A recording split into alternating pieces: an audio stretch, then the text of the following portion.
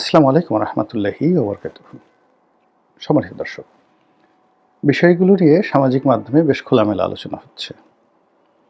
আর মূলধারার যে গণমাধ্যম, সেখানে যে সকল আকার ইঙ্গিতে খবর প্রকাশিত হচ্ছে, তাতে করে স্পষ্টতই বোঝা যাচ্ছে মার্কিন যুক্তরাষ্ট্র বর্তমান ডক্টর মোহাম্মদ ইউনূস সরকারের উপরে একটি ইনক্লুসিভ নির্বাচনের জন্য বেশ চাপ প্রয়োগ করছেন। আপনারা যদি গত কয়েক মাসের খবরাখবর দেখেন, তাহলে দেখবেন যে ডক্টর মোহাম্মদ ইউনূসের নিরাপত্তা উপদেষ্টা জনাব খলিলুর রহমান দিল্লি সফর করেছেন। তারপর তিনি কাতার সফর করেছেন এবং আমেরিকা সফর করেছেন একাধিকবার। এর বাইরে মার্কিন যুক্তরাষ্ট্রের বেশ গুরুত্বপূর্ণ বেশ কয়েকজন কূটনীতিবিদ তারা বাংলাদেশ সফর করেছেন এবং সরকারের অতি গুরুত্বপূর্ণ ব্যক্তিদের সঙ্গে ক্লোজ ডোর বৈঠক করেছেন। এর বাইরে আমরা যেটা দেখেছি, ইউরোপীয় ইউনিয়ন, মার্কিন রাষ্ট্রদূত এবং অন্যান্য গুরুত্বপূর্ণ দেশের যারা রাষ্ট্রদূত, তারা চরকির মতো ঘুরে বেড়াচ্ছেন। জামাত, তারেক রহমান সাহেব, তারপর ডক্টর মোহাম্মদ ইউনূস, তাদের সবার সঙ্গে সিরিজ অফ বৈঠক তারা করার পর এরা আবার সদল বলে দিল্লিতে বৈঠক করতে যাচ্ছেন। কার সঙ্গে যাচ্ছেন, কি কারণে যাচ্ছেন, এগুলো নিয়ে নানা রকম বিতর্ক হচ্ছে এবং সবাই বলার চেষ্টা করছেন যে আমেরিকা একটি ইনক্লুসিভ নির্বাচন চাচ্ছে এবং সেখানে যে কোনো মূল্যে হোক আওয়ামী লীগের অংশগ্রহণ করানো বাধ্যতামূলক করার জন্য তারা জোর চেষ্টা চালাচ্ছে। এখন পরিস্থিতি যেভাবে চলছে এই মুহূর্তে, এটা কি করে সম্ভব? এর কারণ হলো নির্বাচনের তফসিল ঘোষণা হয়েছে, আজকের দিন পর্যন্ত প্রতীক বরাদ্দ হয়ে গেছে এবং নির্বাচনের ট্রেন্ড ঠিকমতো চলছে। সেই নির্বাচন কিভাবে হবে না হবে সেটা পরের ব্যাপার। প্রথমত হলো যে সরকারের পক্ষ থেকে সর্বশক্তি দিয়ে নির্বাচন অনুষ্ঠান করানোর চেষ্টা করা হচ্ছে, আর রাজনৈতিক দলগুলো যারা প্রার্থী তারাও যার যার অবস্থান থেকে প্রচার এবং প্রোপাগান্ডা শুরু করেছেন। তো এই অবস্থাতে কিভাবে আওয়ামী লীগের সঙ্গে রিকনসিলিয়েশন সম্ভব, কী করে আওয়ামী লীগকে এই নির্বাচনে অংশগ্রহণ করানো সম্ভব, এগুলো নিয়ে আকার ইঙ্গিতে আলোচনা হচ্ছে। যারা একটু সাহসী তারা বলার চেষ্টা করছেন যে ঠিক আছে, নির্বাচনটা পিছিয়ে দেওয়া হোক। আবার কেউ কেউ বলার চেষ্টা করছেন যে ঠিক আছে, নির্বাচনে যারাই ক্ষমতায় আসুক তারা নির্দিষ্ট সময়ের পর 3 মাস বা 6 মাস পরে আওয়ামী লীগকে রিকনসিলিয়েট করে যদি একটি ইনক্লুসিভ নির্বাচন দেওয়া হয় তাহলে সেটা হতে পারে। তো এগুলো নিয়ে আলাপ আলোচনা হচ্ছে। এখন যারা প্রশ্ন করেন তাদের বক্তব্য হলো যে যেখানে আওয়ামী লীগ নিজ মুখে একাধিকবার বলেছে যে তাদেরকে মার্কিন যুক্তরাষ্ট্রের ডিপ স্টেট পলিসির দ্বারা ক্ষমতাচ্যুত করা হয়েছে এবং জুলাই আগস্টে রাজপথে যা কিছু ঘটেছে সেখানে ম্যাটিকুলার ডিজাইন ছিল এবং সেই ডিজাইনের মাধ্যমে জনগণকে উস্কে দেওয়া এবং এই বিপ্লবটিকে মিসহ্যান্ডেল করার জন্য বা গণ অভ্যুত্থানটিকে সরকার পতনের দিকে নিয়ে যাওয়ার জন্য যে সকল ডিজাইন করা হয়েছে তার সঙ্গে আমেরিকার একটা যোগসাজশ ছিল।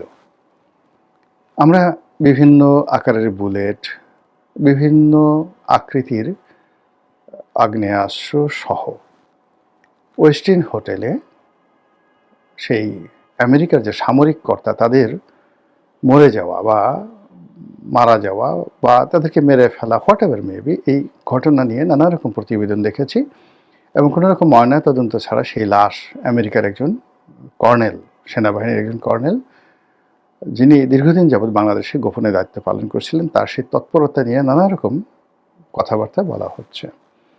তো সেক্ষেত্রে এরকম যে মিলিটারি অপারেশন, সামরিক অপারেশন আমেরিকার পক্ষ থেকে চালানো হয়েছিল, যেটিকে মানে যাকে বলা হয় কি বলবেন আপনি, তো সেটা কিভাবে চালিয়েছে তারা ভালো বলতে পারবে। এটা নিয়ে নানা রকম স্পেকুলেশন রয়েছে। 2 নম্বর হলো যে পলিটিক্যাল যে বিষয়গুলো খোলামেলা আলোচনা হচ্ছে সেটা হলো সেন্ট মার্টিন নিয়ে, আমেরিকা থেকে সেই অস্ত্র কেনা নিয়ে, তারপর রোহিঙ্গা ইস্যু নিয়ে আমেরিকাকে করিডোর দেওয়া ইত্যাদি নানা বিষয় নিয়ে আমেরিকার চাপ ছিল শেখ হাসিনা সরকারের প্রতি এবং শেখ হাসিনা সরকার সেগুলো গ্রহণ করেননি বলে আওয়ামী লীগের যারা লোকজন তারা দশমুখে প্রচার করে যাচ্ছিল। তো সেই দিক থেকে America versus Sheikh Hasina, America versus Awami League, এই সম্পর্কটি স্বাভাবিক হওয়ার কথা নয়। তো হঠাৎ করে মাত্র 17 মাসের মাথায় কেন এই ধরনের আলোচনা আসছে যে শেখ হাসিনাকে ফেরত আনার, আওয়ামী লীগকে রাজনীতি পুনর্বাসিত করার জন্য আমেরিকা পাগলপাড়া হয়ে পড়েছে? এটা মিলিয়ন ডলারের প্রশ্ন। বিভিন্ন কারণ এটা হতে পারে, সত্য হতে পারে। প্রথমত হলো যে আমেরিকা এখানে তাদের যে বিনিয়োগ রয়েছে, এখানে তাদের যে ব্যবসায়িক ভবিষ্যৎ রয়েছে এবং রাজনৈতিক ভবিষ্যৎ রয়েছে, এজন্য এখানে একটি শক্তিশালী আইদার আমেরিকান মডেলের একটি গণতন্ত্র থাকতে হবে, অথবা ঠিক সংযুক্ত আরব আমিরাত বা সৌদি আরব মডেলের একজন স্বৈরশাসক, তাদের অনুগত স্বৈরশাসক থাকতে হবে। তা না হলে এখানে বার্মা অ্যাক্ট কার্যকর করা যাবে না। এখানে মার্কিন যে বিনিয়োগ রয়েছে সেই বিনিয়োগ অনিরাপদ থাকবে এবং এই অঞ্চলে মার্কিন যে কর্তৃত্ব রয়েছে সেটি আমেরিকার হাত ছাড়া হয়ে এটি ভারতের হাতে চলে যাবে, অথবা এটি যেভাবে হোক না কেন চীনের হাতে চলে যাবে। তো যদি চীন এবং পাকিস্তান তাদের হাতে চলে যায়, এই চক্রটি যদি বাংলাদেশের রাজনীতিতে গুরুত্বপূর্ণ ভূমিকা পালন করে, আমেরিকা বিপদে পড়বে। অন্যদিকে যদি আমেরিকা এবং ভারত, এই সম্মিলিত শক্তিটি, যেটিকে লিবারেল ডেমোক্রেসি বলা হয়, সেই আদলে বাংলাদেশে একটি রাজনৈতিক শক্তি বা একাধিক রাজনৈতিক শক্তি থাকে, তাহলে আমেরিকা সামহাও এখানে একটা বেটার পজিশনে থাকবে। তো গত 17 মাসে আমাদের দেশে যা কিছু হয়েছে তা আমেরিকার জন্য সুখকর নয়। আমেরিকা যা চেয়েছে, যা স্বপ্ন দেখেছে, যা করতে চেয়েছে, তার একটি হয়নি। অধিকন্তু যেভাবে রাজনীতি এগোচ্ছে এবং যেভাবে বাংলাদেশের অর্থনৈতিক সমস্যা বেড়ে যাচ্ছে, তাতে করে এই সরকারের পেছনে যদি আমেরিকার, অর্থাৎ বর্তমান ইউনিট সরকারের পেছনে যদি আমেরিকার কোনো মৌন সমর্থন থাকে, সেটি তাদের জন্য গলার কাটা হবে। দ্বিতীয়ত, যে যদি এখানে ইসলামী রেডিক্যাল যে পলিটিক্যাল ফোর্সগুলো রয়েছে তারা আফগানিস্তানের মতো, পাকিস্তানের মতো অতি শক্তিশালী হয়ে পড়ে, তাহলে আমেরিকার আমও যাবে, সালাও যাবে। এই জন্য আমেরিকা আসলে এখানে তাদের যে সিদ্ধান্ত, সেই সিদ্ধান্ত তারা পরিবর্তন করতে চাচ্ছে। এই গেল এক। হতে পারে, মানে এটা হলো আমি একটা বিশ্লেষণ, আমার কোনো ব্যক্তিগত মতামত নয়, আমি শুধু বললাম এটা হতে পারে। দ্বিতীয়ত হলো যে মিস্টার ডোনাল্ড ট্রাম্প ব্যক্তিগতভাবে তিনি নোবেল পুরস্কার বিরোধী, নোবেল শান্তি পুরস্কার বিরোধী। ব্যক্তিগতভাবে তিনি ডক্টর মোহাম্মদ ইউনূসকে অপছন্দ করেন, এটা তিনি একেবারে প্রকাশ্যে বলে ফেলেছেন। তো সেই দিক থেকে মার্কিন যে পররাষ্ট্রনীতি, সেই পররাষ্ট্রনীতির ক্ষেত্রে মার্কিন ফেডারেল সরকারের একটা একছত্র আধিপত্য রয়েছে। আমেরিকার ইন্টারনাল ব্যাপারে দেখা গেল যে সেখানে ডোনাল্ড ট্রাম্পের খুব অল্প করণীয় আছে।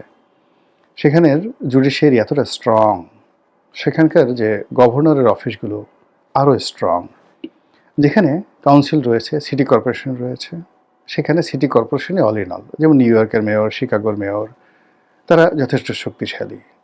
এরপর সেখানে মার্কিন সিনেট আছে, মার্কিন কংগ্রেস আছে, এর বাইরে সংবাদপত্র আছে, স্বাধীন জনগণের মতামত আছে। এইসব মিলিয়ে আমেরিকার অভ্যন্তরীণ ব্যাপারে প্রেসিডেন্ট ডোনাল্ড ট্রাম্পের খুব অল্প করার আছে। কিন্তু কোনো একটি দেশের সঙ্গে যুদ্ধ বাঁধিয়ে দেওয়া, বিদেশি কোনো রাষ্ট্রের সাথে সম্পর্ক স্থাপন করা বা বিদেশি রাষ্ট্রের সাথে সম্পর্ক নষ্ট করে দেওয়া, অন্য দেশের সরকার পরিবর্তন করা ইত্যাদি সব ব্যাপারে প্রেসিডেন্টের ক্ষমতা একছত্র। এত বেশি ক্ষমতা যে সেখানে মার্কিন যুক্তরাষ্ট্রের যে সকল সার্কিট রয়েছে, সে সকল সার্কিট খুব অল্প ক্ষমতা প্রয়োগ করতে পারে ডোনাল্ড ট্রাম্পের উপর। তো সেই দিক থেকে বাংলাদেশের সঙ্গে সম্পর্ক তৈরি করা, কিংবা গত 50 বছর ধরে যে সকল মার্কিন নীতি বাংলাদেশের জন্য প্রযোজ্য সেগুলোকে উল্টে দেওয়া, আবার নতুন করে সম্পর্ক ঝালাই করে নেওয়া, এটা ডোনাল্ড ট্রাম্পের জন্য বা মার্কিন প্রেসিডেন্টের জন্য তুলির ব্যাপার। জাস্ট 1 2 3 বলবেন আর ওটা অমনি হয়ে যাবে। তো সেই দিক থেকে শেখ হাসিনার সঙ্গে ডোনাল্ড ট্রাম্পের ব্যক্তিগত সম্পর্ক, তারপরে বিভিন্ন যে মার্কিন লবি রয়েছে, আওয়ামী লীগের মার্কিন লবি রয়েছে, সেই লবিগুলোর সাথে বর্তমান রিপাবলিকান সরকারের সম্পর্ক, এবং এই মুহূর্তে আমেরিকার সঙ্গে দিল্লির যে একটি জটিল সম্পর্ক তৈরি হয়ে গেছে নরেন্দ্র মোদী সরকারের, এটা ভালো না। এই সম্পর্কটি এই মুহূর্তে ভালো নেই। তো সেক্ষেত্রে যদি নরেন্দ্র মোদীকে, শেখ হাসিনাকে অ্যাবসলিউটলি স্বাধীন করে দেওয়া হয়, তো আওয়ামী লীগের যে ব্রুট মেজরিটি রয়েছে, ভোট রয়েছে, তাদের কর্মী সমর্থক রয়েছে, তারা যদি পলিটিক্যালি একটা ভালো অবস্থানে চলে যায় আগামীতে, সেক্ষেত্রে আমেরিকা জাস্ট একটা জাত শত্রু হিসেবে বাংলাদেশের সব ক্ষেত্রে অপাঙ্ক্ত হয়ে পড়বে। তো এই ঝুঁকি তারা নিতে চাচ্ছে না বা নেবে না, এটা স্বাভাবিক। এবং সেই কারণে আওয়ামী লীগের বিভিন্ন স্তরের সঙ্গে তাদের যোগাযোগ, শেখ হাসিনার সঙ্গে তাদের যোগাযোগ অস্বাভাবিক নয়। আর আগে যেগুলো বললাম যে এই মুহূর্তে বাংলাদেশ যেভাবে দক্ষিণপন্থার দিকে এগোচ্ছে, এটা আমেরিকার জন্য হুমকি। এরপর চীন এখানে যেভাবে প্রাধান্য বিস্তার করছে তা তারা চাচ্ছে না। থার্ডলি হলো ডক্টর মোহাম্মদ ইউনূস বা বর্তমান সরকারকে দিয়ে তাদের যে সকল আশা ভরসা পূর্ণ হওয়ার কথা ছিল, সেগুলো হচ্ছে না। তো সব মিলিয়ে আওয়ামী লীগকে পুনর্বাসন করা, শেখ হাসিনাকে ফিরিয়ে আনা, সজীব ওয়াজেদ জয়কে ফিরিয়ে আনা, বাংলাদেশে আবার সেই জয় বাংলার রাজত্ব চালু করা, এটা আমেরিকার পলিসিতে যদি রাতারাতি পরিবর্তন হয়, আমি আশ্চর্য হব না। এর কারণ হলো আমেরিকা তার প্রয়োজনে চোখ মুখ বন্ধ করে 1 মিনিটের চোখ উল্টাতে পারে। ইংল্যান্ডের সাথে সে এখন যে কাজগুলো করছে, ইংল্যান্ডের সাথে তার শত শত বছরের সম্পর্ক, সেই সম্পর্ক তারা একেবারে চোখ উল্টে ফেলেছে। এবং সামনে যে যে যুদ্ধ আসে, অর্থাৎ গ্রিনল্যান্ড নিয়ে যদি ডেনমার্কের সঙ্গে আমেরিকার যুদ্ধ হয়, সেই যুদ্ধে ইংল্যান্ড ইউরোপের পক্ষে থাকবে এবং আমেরিকার বিরুদ্ধে তারা যুদ্ধ ঘোষণা করতে বাধ্য হবে। এবং ফ্রান্সের সাথে এখন তাদের মানে রীতিমতো দাকুমরার সম্পর্ক যাচ্ছে। ভেনেজুয়েলার সাথে যেরকম সম্পর্ক, ঠিক সেরকম সম্পর্ক যাচ্ছে। কানাডার সাথেও কিন্তু তাদের সম্পর্ক ভালো না। কানাডা এরকম একটা রাষ্ট্র যাদের সঙ্গে আমেরিকার সম্পর্ক ঐতিহাসিক, সেই কানাডাকে এখন তারা দখল করতে চাচ্ছে। আবার সিরিয়ার দিকে তাকান, সিরিয়ার এখন যে আল সারা যিনি রয়েছেন প্রেসিডেন্ট, তো তিনি আমেরিকাতে নিষিদ্ধ ছিলেন, সন্ত্রাসী তালিকাভুক্ত ছিলেন। সিরিয়া যে রাষ্ট্রটি, সে রাষ্ট্রটিও সন্ত্রাসী তালিকাভুক্ত ছিল। রাতারাতি সময়ের প্রয়োজনে তারা আল সারাকে নিয়ে গেছেন, সেখানে সংবর্ধনা দিয়েছেন, তার স্ত্রী কয়জন এটা নিয়ে আলাপ আলোচনা করেছেন, ঠাট্টা মশকরা করেছেন। এরপর তাকে একেবারে কালো তালিকা থেকে বাদ দিয়ে সিরিয়াতে এখন তারা সর্বোচ্চ বিনিয়োগ করার চেষ্টা করছেন। This is America. তো তারা সব কিছু করতে পারে, শত্রুকে বন্ধু বানাতে পারে, বন্ধুকে শত্রু বানাতে পারে। তারা কারোর কাছে জবাবদিহি করে না, করতে বাধ্য নয়। আর এটা নিয়ে তাদের কোনো লাজ লজ্জা আছে বলে মনে হচ্ছে না। কাজেই রাতারাতি তারা যদি ডক্টর মোহাম্মদ ইউনূসকে বা তার সহযোগী যারা আছেন তাদের সবাইকে ভুলে গিয়ে, তাদেরকে পিছনে ফেলে দিয়ে তারা যদি আবার শেখ হাসিনাদের সম্পর্ক স্থাপন করে, এটা অস্বাভাবিক কি? তারা তালেবানের সাথে সম্পর্ক করেনি? তারা কি তালেবানের সঙ্গে চুক্তি করে সেই তাদের দীর্ঘদিনের হামিদ কারজাই, আশরাফ থানি যে গং রয়েছে, তাদেরকে একেবারে যাকে বলে মৃত্যুর মুখে ঠেলে দিয়ে, এমনকি তাদের যে মিত্র ভারতকে মৃত্যুর মুখে ঠেলে দিয়ে ভারতের মিনিমাম $10 বিলিয়ন এই আফগান যুদ্ধে তারা লস করেছে আমেরিকার জন্য। তো তারপর তারা সেখানে চলে গেছে, আফগানিস্তান ছেড়ে চলে গেছে এবং তাদের সব যুদ্ধ বিমান, কামান, গোলা বারুদ কিচ্ছু তারা নিয়ে যেতে পারেনি। অল আমেরিকার যে সকল অস্ত্রশস্ত্র রয়েছে আধুনিক প্রযুক্তির, এখন সেইগুলো দিয়ে আফগানিস্তান পাকিস্তানকে হুমকি দিচ্ছে। এমনকি সেইগুলো দিয়ে আফগানিস্তান এখন ইচ্ছে করলে রাশিয়ার সাথে যুদ্ধ করতে পারে।